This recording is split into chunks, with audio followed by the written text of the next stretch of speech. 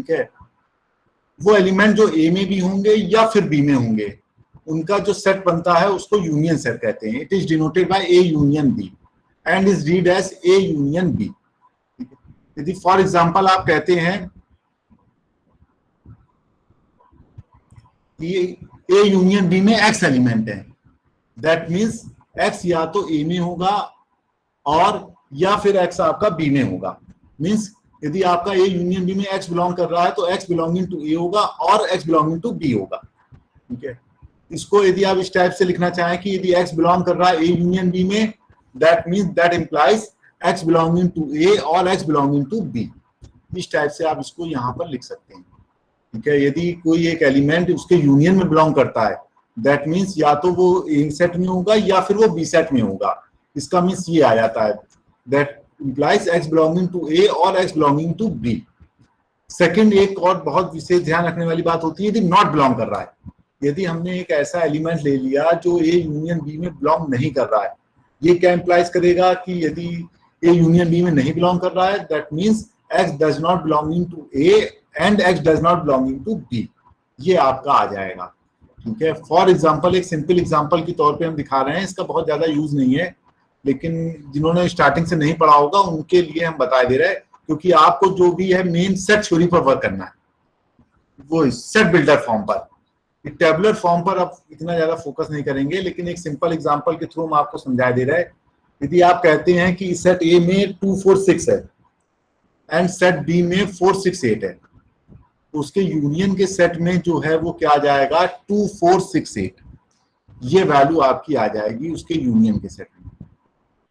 ठीक है, इसी को यदि हम ये चीज दिखाना चाहें तो ये भी दिखा सकते हैं कि फॉर एग्जाम्पल आपने कह दिया कि एक एलिमेंट जो ए यूनियन बी का एक पार्ट है, मीन्स फॉर एग्जाम्पल 2 ले लिया आपने, 2 is the element of A union B.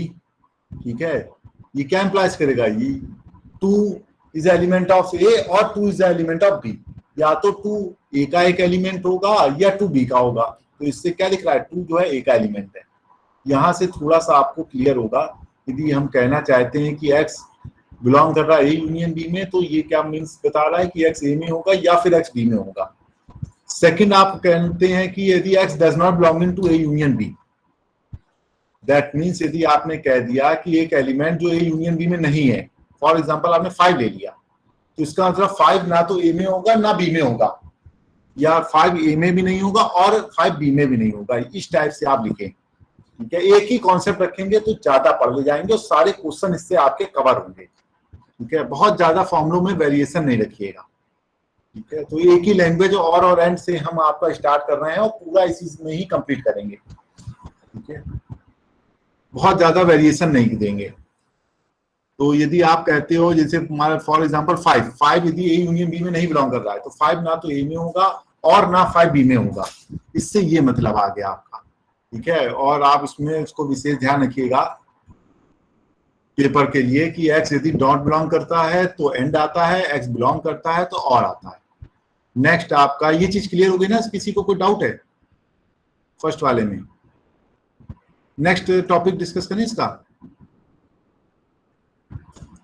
Any doubt?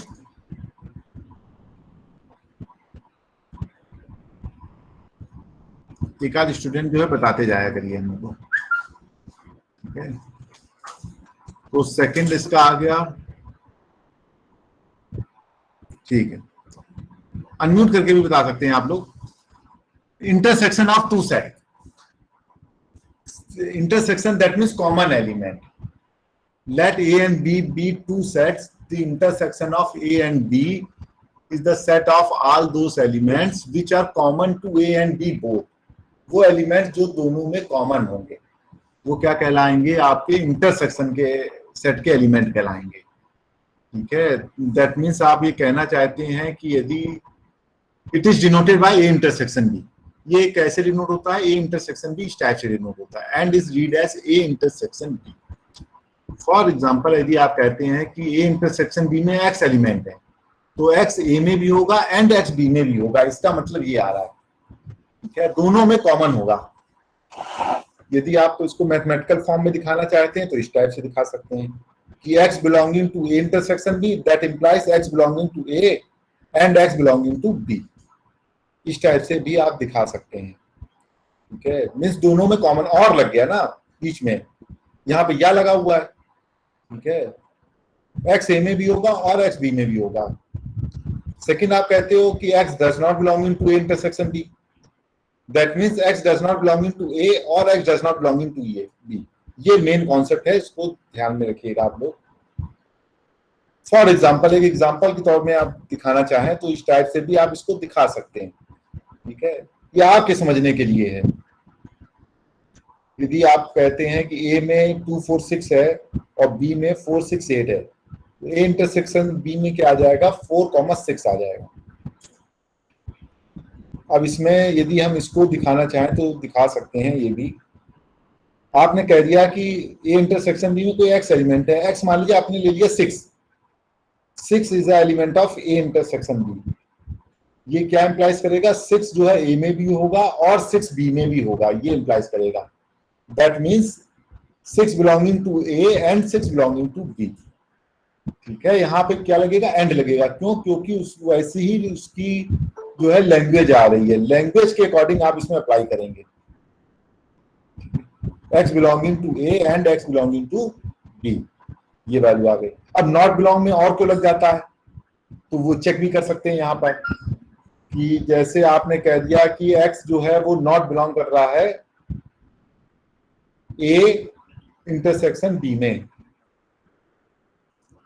That means आपने ले लिया 2, मान लीजिए 2 क्या है, A इंटरसेक्शन B में नहीं है।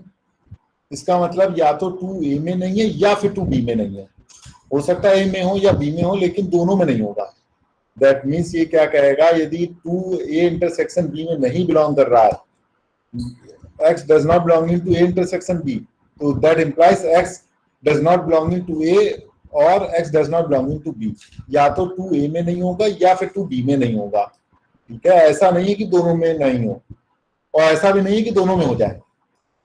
ठीक है, क्यों ऐसा नहीं है, क्योंकि ये इसके इंटरसेक्शन में नॉट बिलोंग कर रहा है। तो ये आपको हमने इसलिए बता दिया कि आप इसको चेक भी कर सकते हैं जनरल केस को।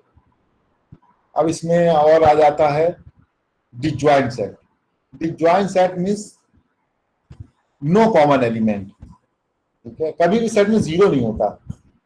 हम क्या कहेंगे कि दोनों सेट में कोई एलिमेंट कॉमन नहीं है, तो हम कह देंगे 5 एलिमेंट कॉमन है, नल सेट कॉमन है। इसको नल वॉइड सेट भी कह देते हैं ऐसे सेट को।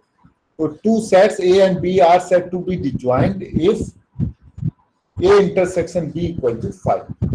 मीन्स कोई भी कॉमन एलिमेंट नहीं मिला, तो ऐसा सेट को हम क्या कहते हैं, डिसजॉइंट सेट कहते हैं। एक्चुअल में कभी कभार पेपर में थ्योरी में आ जाता है कि if A and B both are disjoint set, that means इसका मतलब क्या दिया हुआ है, intersection of A intersection B equal to 5 दिया हुआ है। ठीक है, नेक्स्ट आता है इसका difference of set. Difference of set means subtraction नहीं होता है, डिफरेंस आ जाता है। यहाँ पर थोड़ा सा चेंज हो जाता है मेथड इसमें। For any set A and B, their difference A difference of B is defined as A difference B। ठीक है,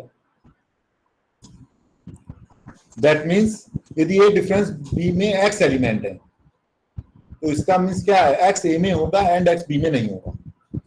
means x belonging to A and x does not belonging to B।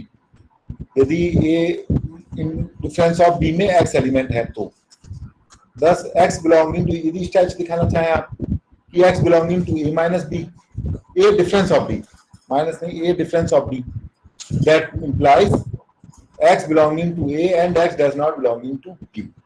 ये चीज आ जाती है आपकी।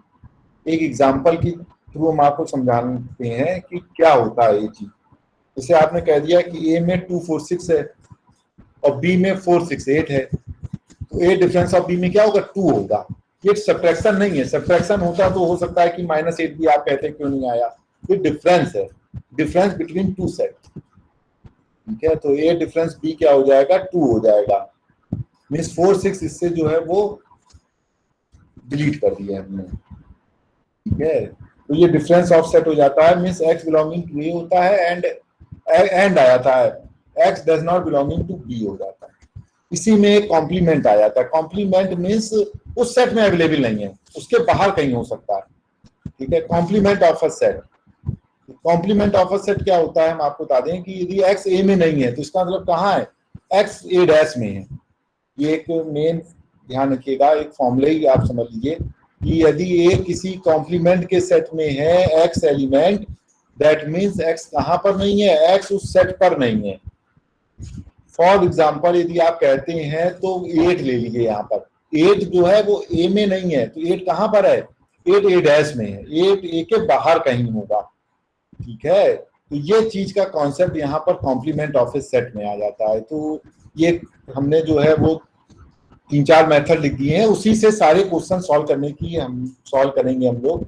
बहुत ज्यादा इसमें मेथड हम नहीं इंक्रीज कर रहे हैं, इन्हीं जो 3-4 मेथड है उसी से पूरे जितने भी क्वेश्चंस हैं आपके, कोई भी बुक आपके पास हो या कोई भी बुक आप डाउनलोड कर लीजिए, उससे रिलेटेड क्वेश्चन जो है वो इन्हीं 3-4 फॉर्मूलों से हम सॉल्व करेंगे, ठीक है। यूनिट फर्स्ट में आपके 2 टाइप के क्वेश्चन रहते हैं। फर्स्ट तो ये आपके सेट वाले हो गए, सेकंड आपके कार्डिनलिटी वाले हो गए, ठीक है। तो सेट वाले जितने भी क्वेश्चन हैं वो हम इन्हीं 3-4 मेथड से करेंगे।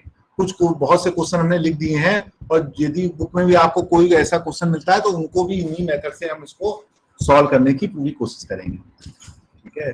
इसमें कहीं किसी को कोई डाउट हो डेफिनेशन में जो हमने अभी बताई है तो वो हमसे अभी डिस्कस कर सकता है, नहीं तो हम उसको आगे प्रोसीड करें, ठीक है।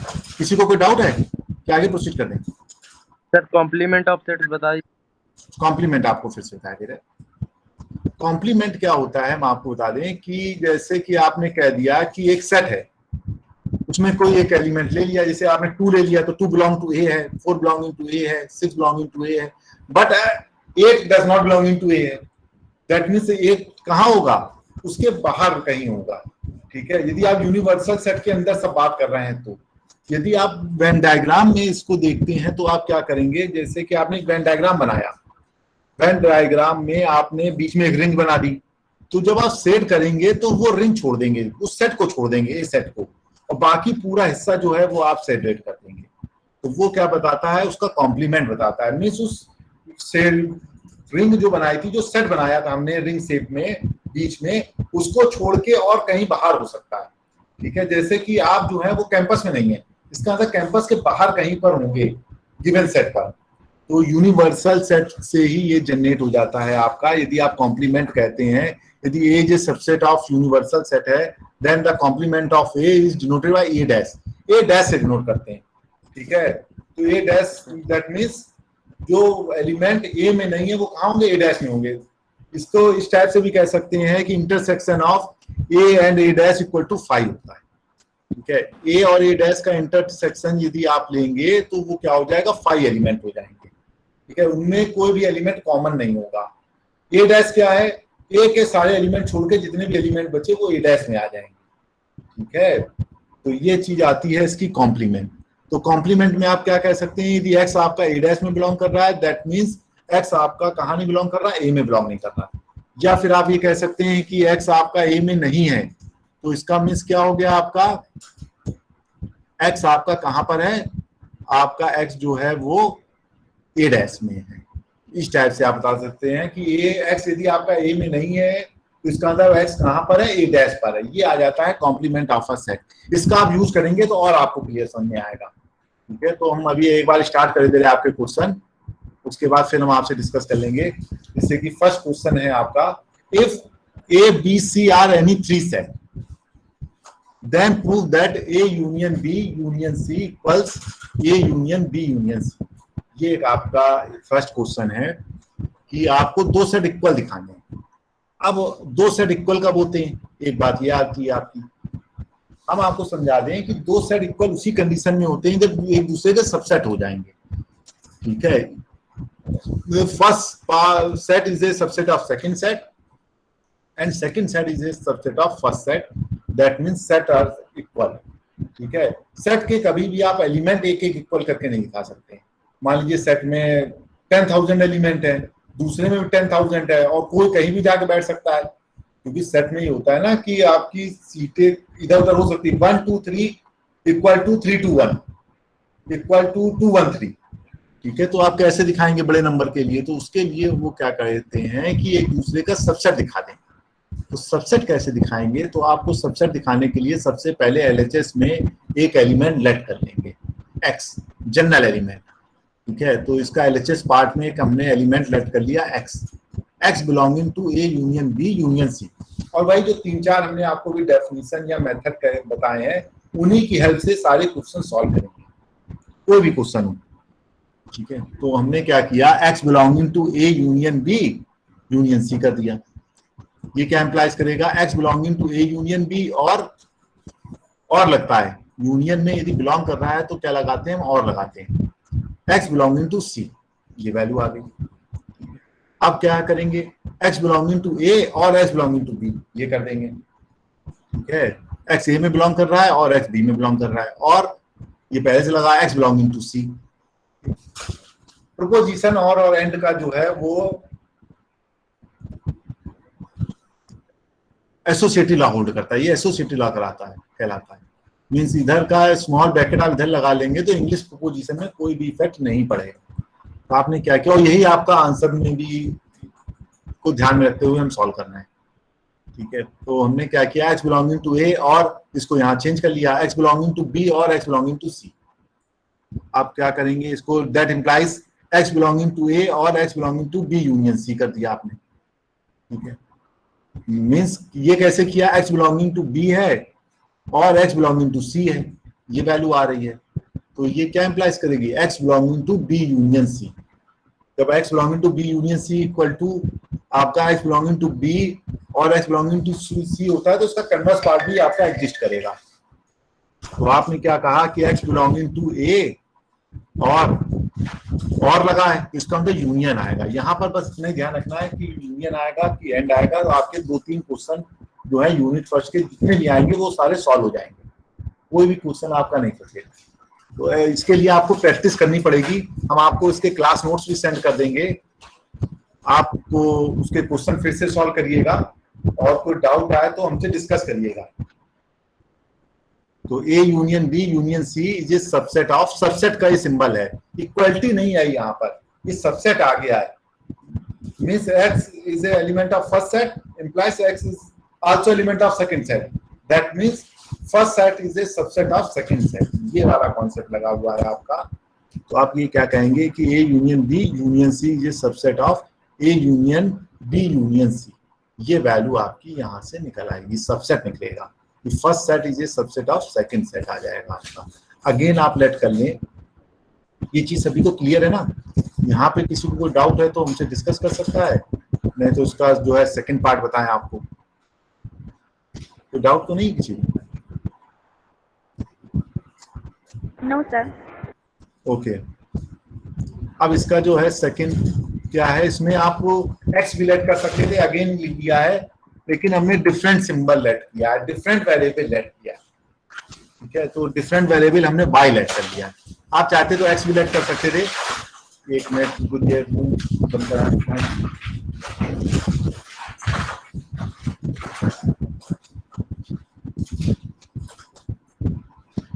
अगेन आपने लेट कर लिया y belong to B A U, second part. अब हम क्या करेंगे, आरएचएस में लेट करेंगे। इसके लिए हमने क्या किया, वेरिएबल भी चेंज कर दिया। आप चाहते तो सेम वेरिएबल भी रख सकते थे, लेकिन हमने क्या किया, चेंज कर दिया, y बिलोंग करा दिया। लेकिन आपको दिखाना पड़ेगा सेकेंड पार्ट, ठीक है, सिमिलरली नहीं कर सकते आप लोग, दोनों पार्ट दिखाने पड़ेंगे। तो आपने क्या किया, आरएचएस में y बिलोंग करा दिया, y belong to A union B union C.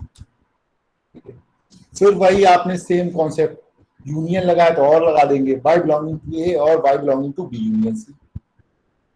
That implies y belonging to A और y बिलोंगिंग टू बी और y बिलोंगिंग टू सी, ये वैल्यू आ गई आपकी। ठीक है, अब इसके बाद में y बिलोंग टू ए और y बिलोंगिंग टू बी और y बिलोंगिंग टू सी, आपने क्या किया, चेंज कर दिया। ठीक है, तो इसके बाद क्या आ गया आपका, भाई एसोसिएटिव लॉ होल्ड करता है इंग्लिश प्रोपोजिशन, उसके अकॉर्डिंग आपने चेंज कर दी। तो इसका मीन्स क्या हो गया, फिर उसको आपने यूनियन में कन्वर्ट किया, y बिलोंगिंग टू ए और y belonging to B, that means y belonging to A union B. ये इसको नेक्स्ट लाइन में कन्वर्ट कर लेंगे। ठीक है, एक लाइन और लिख लें आप लोग तो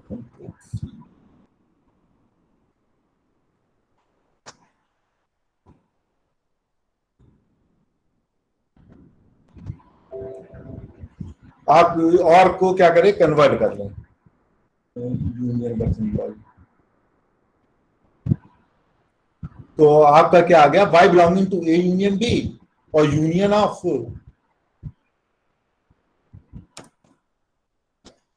सी, ये वैल्यू आ जाएगी। Means y belonging to first set और y belonging to second set, that means y belonging to first union of second. तो आपका क्या आ गया, A union B union C, that means y is a element of A union B union C, that implies y is also element of A union B union C. This implies A union B union C is a subset of A union B union C. ये हो गई equation number second. From equation first and second, first is a subset of second set and second set is a subset of first set, that implies first is set is equal to the second set. ये value आपको यहां से मिल गई कि first set जो है वो equal होगा सेकंड सेट से। ठीक है, एक क्वेश्चन और बता रहे हैं, उसके बाद दोनों की जो भी प्रॉब्लम है वो डिस्कस करेंगे हम। ठीक है, एक क्वेश्चन क्या है, A union B intersection C distribution law है। ये एक्चुअली हम आपको बता दें, ये पहला एसोसिएटिव लॉ था। पेपर में लॉ देके नहीं आएगा, डायरेक्ट वैल्यू दी होगी आपकी, लेकिन आपको हम थोड़ा सा और बता दें। और सेकंड जो है वो डिस्ट्रीब्यूशन लॉ है, A union B intersection C equals A union B intersection of A union C, ये आपकी वैल्यू आ गई। Let X be any arbitrary element of the set A union B intersection C। Solve करने का एक ही concept कि LHS में एक एलिमेंट हमने लेट कर लिया X, ठीक है, और उसी के अकॉर्डिंग जो हमें फॉर्मूला लर्न है या जो हमने डेफिनेशन पढ़ी है उसी के अकॉर्डिंग इसको सॉल्व करेंगे। Let X be any arbitrary element of the set A union B intersection C, then X belonging to A union B intersection C। ठीक है, ये हमने लेट कर लिया है। इसमें कैसे एक्सपेंड कर सकते हैं, यूनियन लगाए और हो जाएगा X belonging to A और X belonging to B intersection C, एक एक करके हम इसको एक्सपेंड करेंगे। ये वैल्यू आ गई। इसी में क्या करेंगे, X belonging to A और X belonging to, इसको भी एक्सपेंड कर दें, इंटरसेक्शन लगा हुआ है, इंटरसेक्शन लगा है, दैट मीन्स क्या आ जाएगा, एंड आ जाएगा।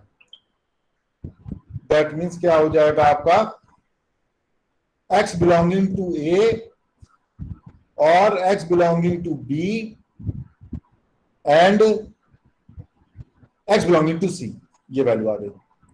अब इसको डिस्ट्रीब्यूट कर दिया, X बिलोंगिंग टू A और X बिलोंगिंग टू B, ये वैल्यू बीच में लग गया, and X belonging to A और X बिलोंगिंग टू C, ये डिस्ट्रीब्यूट हो गया, इंग्लिश प्रोपोजिशन डिस्ट्रीब्यूट हो जाती है। अब इसको फिर से आपने जो है बाइंड अप कर दिया, X belonging to A union B and एक एक करके X belonging to A union C, ये देखिए वैल्यू आ गई। ठीक है, क्यों, क्योंकि और लगा हुआ है, और बिलोंग दो, तो और में बिलोंग क्या करता है, यूनियन बनाता है। ठीक है, तो ये यूनियन बन गया, और बीच में लगा है एंड क्या करता है, इंटरसेक्शन की डेफिनेशन से जनरेट होता है।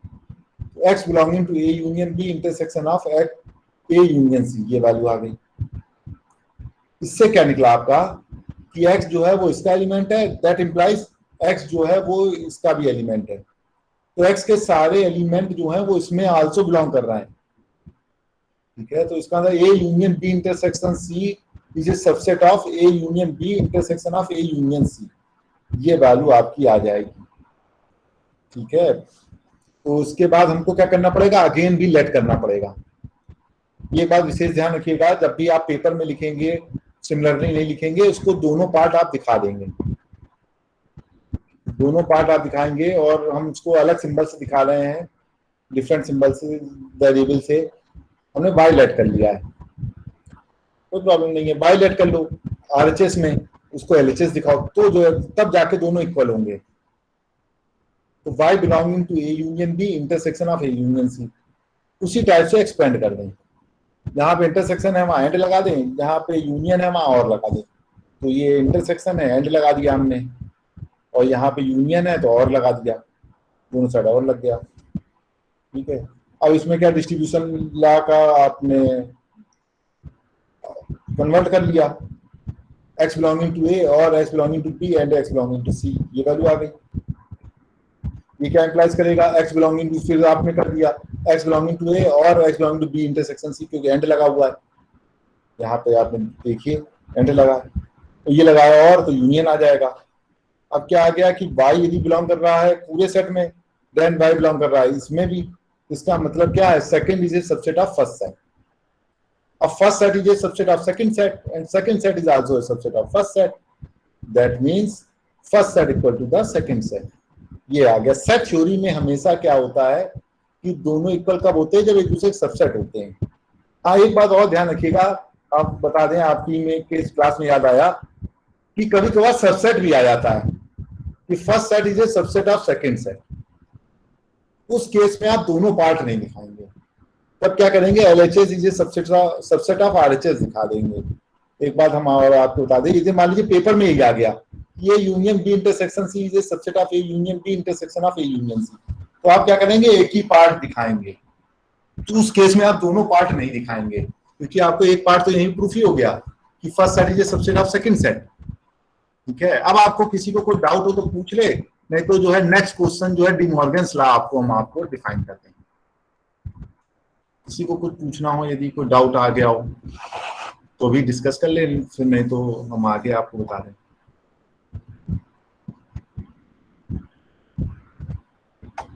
Any doubt?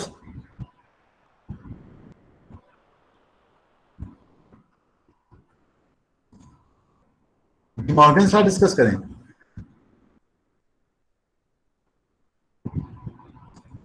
D Morgan's law discuss कर लें। Yes, sir. ओके, एक आध स्टूडेंट बताते जाइएगा, करिए।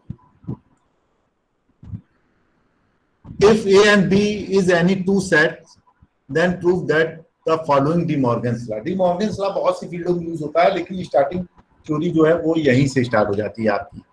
ठीक है, तो वो आपके पेपर में तो वैसे देख के भी आएगा एक बार, लेकिन आपके लॉन्ग क्वेश्चन में आ गया था कि state and prove D Morgan's law, तो ये आप लिख दीजिएगा, उसको प्रूफ करके दिखा दीजिएगा। बाकी लेकिन हमेशा ये जो लॉ दे के ही आया है, एक इंपॉर्टेंट लॉ है डी मॉर्गन्स, जो आपको फ्यूचर में बहुत ज्यादा यूजफुल रहेगा। इसमें क्या होता है कि आप इसमें इंटरसेक्शन और यूनियन के लिए पढ़ रहे हैं एक्चुअली सेट थ्योरी में, तो उसी का कॉन्सेप्ट इसमें लिया गया। डिफरेंट फील्ड्स में डिफरेंट यूज है। बूलियन अलजेब्रा में प्लस इंटू में दिया गया है, ठीक है, डेटा स्ट्रक्चर में भी दिया है, वो डिफरेंट थिंग्स हैं, लेकिन आपका यहाँ पे इंटरसेक्शन और यूनियन में दिया हुआ है, तो उसी के अकॉर्डिंग हम इसको डिस्कस कर रहे हैं। ए इंटरसेक्शन बी का डैश डी मॉर्गन्स क्या होता है, A dash union of B dash, means आपका इंटरसेक्शन यूनियन में कन्वर्ट हो जाता है। इसी का एक सेकंड पार्ट भी है, ए इंटर यूनियन बी का dash equal to A dash intersection of B dash. एक पार्ट हम आपसे डिस्कस कर लेंगे, सेकंड पार्ट आप लोग जो है वो सॉल्व करिएगा और इसके नोट्स भेज देंगे, उसमें तो दोनों पार्ट सॉल्व हैं, क्योंकि कहीं डाउट आए तो उससे भी देख सकते हैं और फिर भी कहीं डाउट आए तो आप हमसे भी डिस्कस कर सकते हैं। यहां पर नॉट इक्वल टू का कॉन्सेप्ट अप्लाई होगा। हम फर्स्ट पार्ट ही बता दे रहे हैं।